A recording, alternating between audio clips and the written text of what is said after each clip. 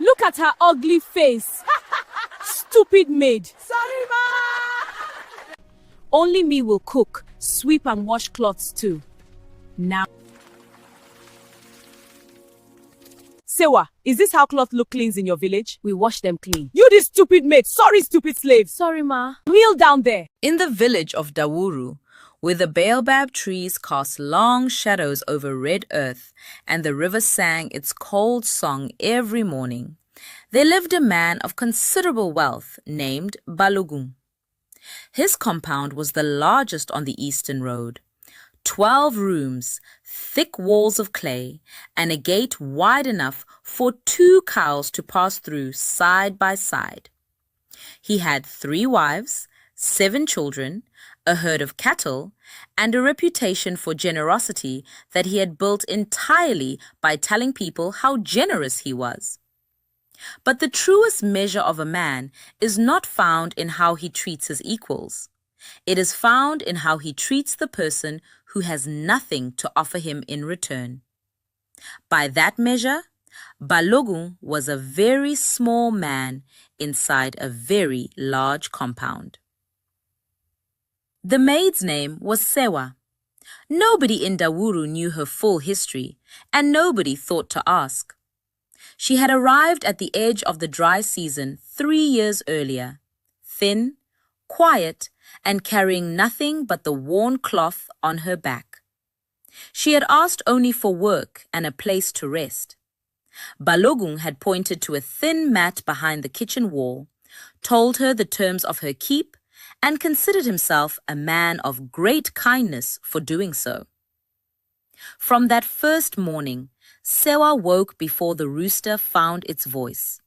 She swept the entire compound while the household still slept, fetched water from the river before the sun climbed fully over the trees, cooked the morning meal, washed the children, and scrubbed the cooking pots until they caught light like mirrors.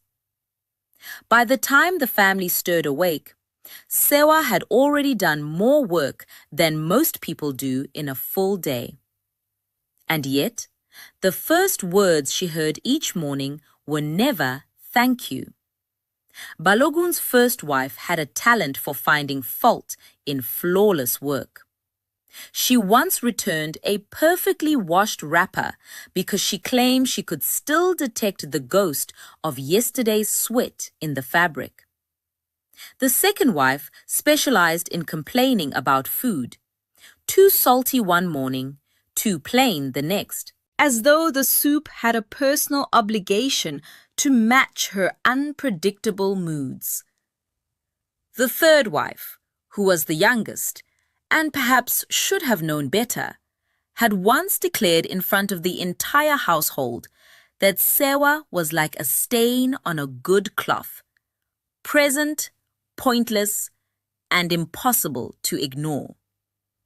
The household laughed, the children laughed, even the old dog by the gate seemed to join in, though, to be fair to the dog, he barked at everything, and likely had no strong feelings about the matter. Sewa said nothing.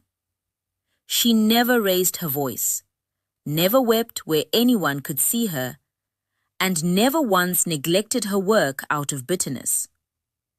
She simply bent her back, kept her eyes low, and continued. People mistook her silence for emptiness. They were making a very costly error.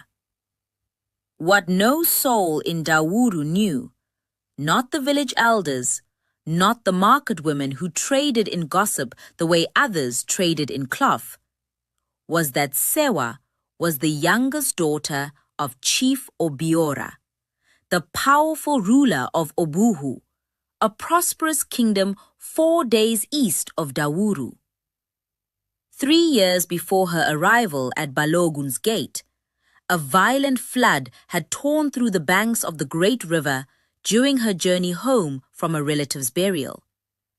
Her escorts had been scattered, 2 had drowned, and Sewa herself had been swept downstream for miles before pulling herself onto an unfamiliar bank alone, soaked, and completely lost in a part of the land she did not know. She had walked for days, surviving on river fruit and rainwater, until the road brought her to Dawuru. She had no money to send a messenger home. She had no way to prove who she was without her royal beads, which the river had swallowed. And so she had done the only thing available to a person with nothing. She worked.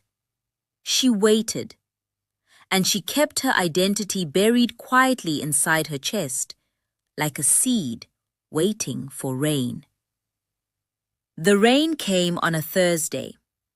A royal messenger rode into Dawuru that afternoon on a brown horse, wearing the red cloth of Obuhu's palace and carrying a carved ivory staff that made even Balogun straighten up respectfully.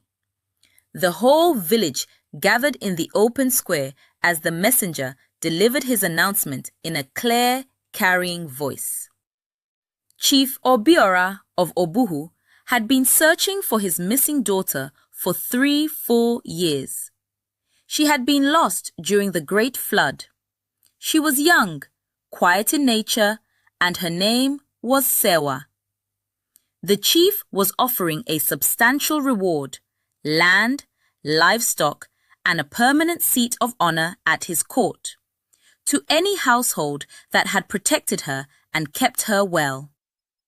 The silence that followed was the loudest silence Dawuru had ever produced. Balogun's first wife turned to look at the second wife. The second wife turned to look at the third. All 3 of them, in the same moment, slowly turned their heads toward the back of the crowd where Sewa stood holding a water pot, completely unaware that the world had just shifted beneath everyone else's feet. It is one of life's more entertaining habits, the way it waits patiently, says nothing, and then reveals everything at once. The 3 wives who had spent 3 years treating a princess like a problem to be managed were now standing in a public square with nowhere to hide and no story that would help them. The messenger identified Sewa within minutes. He had a description and a small painted image on cloth, and Sewa's face matched it without argument.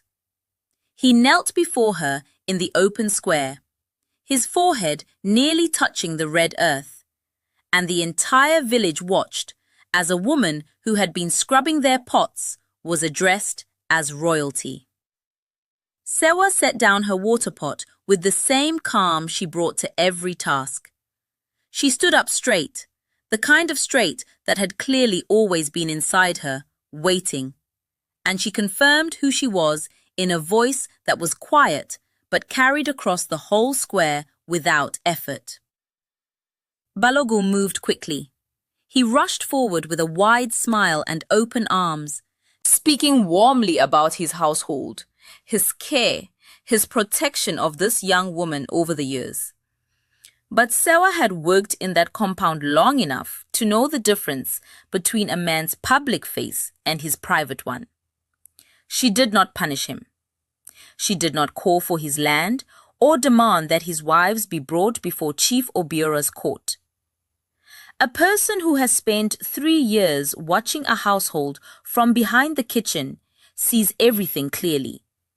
And what Sewa had seen told her that punishment from outside rarely changes what is broken on the inside.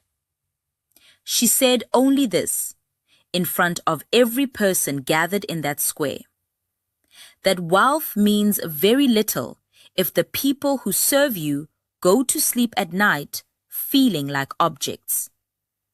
That the way a household treats its most powerless member is a true portrait of that household's character, and that no gate, however wide, can hide what happens behind it from the eyes of those who live within.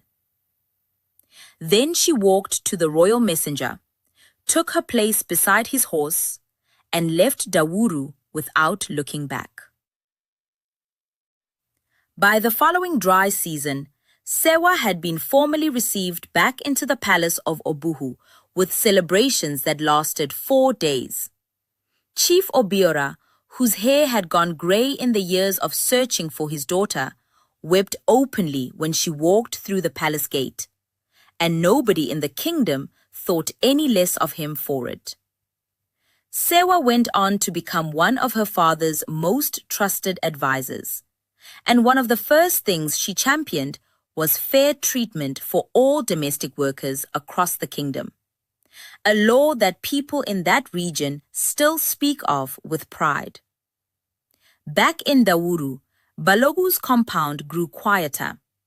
His 3 wives became remarkably kind to the new maid, and the old dog by the gate continued barking at everything, understanding nothing, as dogs in such stories always do.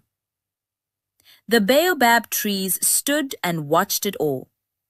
They had seen this kind of story before. They knew they would see it again, because the earth never forgets what grows in it, and neither do people who have been stepped on.